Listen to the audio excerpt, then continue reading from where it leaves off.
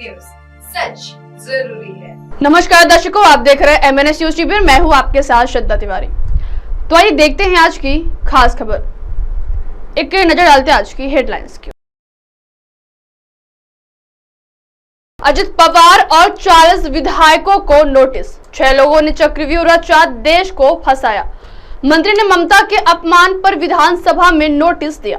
देखते हैं खबरें विस्तार से। अजित पवार और 40 विधायकों को नोटिस। नई दिल्ली सुप्रीम कोर्ट ने अजित पवार के गुट को असली रकाम्पा मानने के महाराष्ट्र विधानसभा अध्यक्ष राहुल नार्वेकर के फैसले के खिलाफ शरद पवार खेमे की याचिका पर उप मुख्यमंत्री और उनके 40 विधायकों से जवाब तलब किया। प्रधान न्यायाधीश DY चंद्रचूड़, न्यायमूर्ति JB पार्डीवाला और न्यायमूर्ति मनोज मिश्रा की पीठ ने शरद पवार गुट की ओर से पेश वरिष्ठ अधिवक्ता अभिषेक सिंघवी की दलीलों पर गौर किया कि राज्य विधानसभा के बचे हुए संक्षिप्त कार्यकाल को ध्यान में रखते हुए याचिका पर तत्काल सुनवाई की जरूरत है।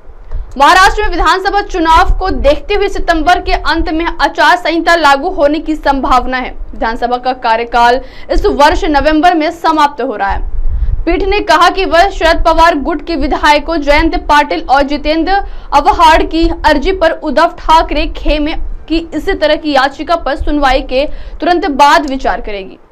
उद्धव गुट ने CM एकनाथ शिंदे और उनके विधायकों के पक्ष में विधानसभा अध्यक्ष के फैसले को चुनौती देते हुए इसी तरह की याचिका दायर की है। CJI ने कहा, हम नोटिस जारी करेंगे। आइए बढ़ते अगली खबर की ओर। 6 लोगों ने चक्रव्यूह रचा, देश को फंसाया। लोकसभा में नेता प्रतिपक्ष राहुल गांधी ने सोमवार को केंद्र सरकार पर हिंदुस्तान को अभिमन्यु की तरह चक्रव्यूह में फंसाने का आरोप लगाया और 6 लोगों ने यह चक्रव्यूह रचा है। हालांकि जब उन्होंने यह 6 लोगों के नामों का उल्लेख किया तो अध्यक्ष ओम बिरला ने उन्हें टोका।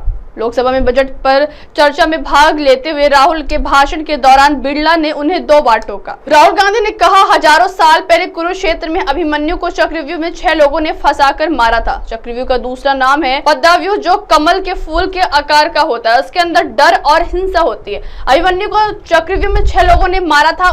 उनके नाम द्रोणाचार्य, कर्ण, अश्वत्थामा, कृपाचार्य, कृतवर्मा और शकुनी है। आज भी चक्रव्यूह रचने वाले 6 लोग हैं। उन्होंने प्रधानमंत्री नरेंद्र मोदी और गृह मंत्री अमित शाह के अलावा 4 और लोगों का नाम दिया, जिस पर लोकसभा अध्यक्ष ओम बिरला ने आपत्ति जताई।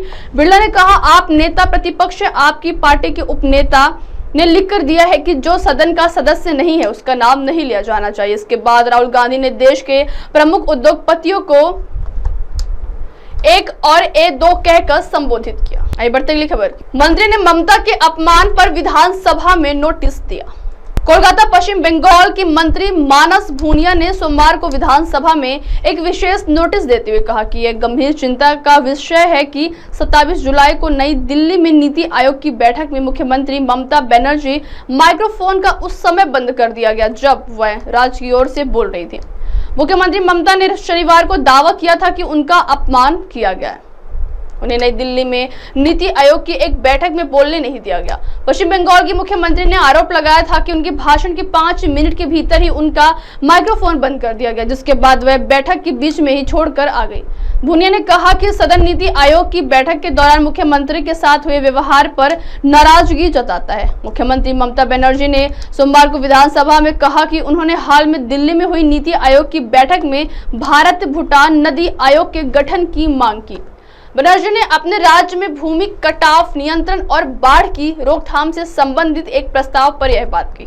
मुख्यमंत्री ने बंगाल के 2 जिलों और बिहार के कुछ जिलों को मिलाकर एक केंद्र शासित प्रदेश बनाने तथा उत्तर बंगाल को पूर्वोत्तर का हिस्सा बनाने संबंधी भाजपा के कुछ नेताओं की मांगों पर भी आपत्ति जताई। अब आप हमारे न्यूज चैनल को आपके मोबाइल पर भी देख सकते हैं। मोबाइल ऐप पर देखने के लिए प्ले स्टोर से MNS news TV app download करें। इंस्टा, हाइक, ट्विटर जैसे कई सोशल मीडिया प्लेटफॉर्म पर हमारा चैनल उपलब्ध है।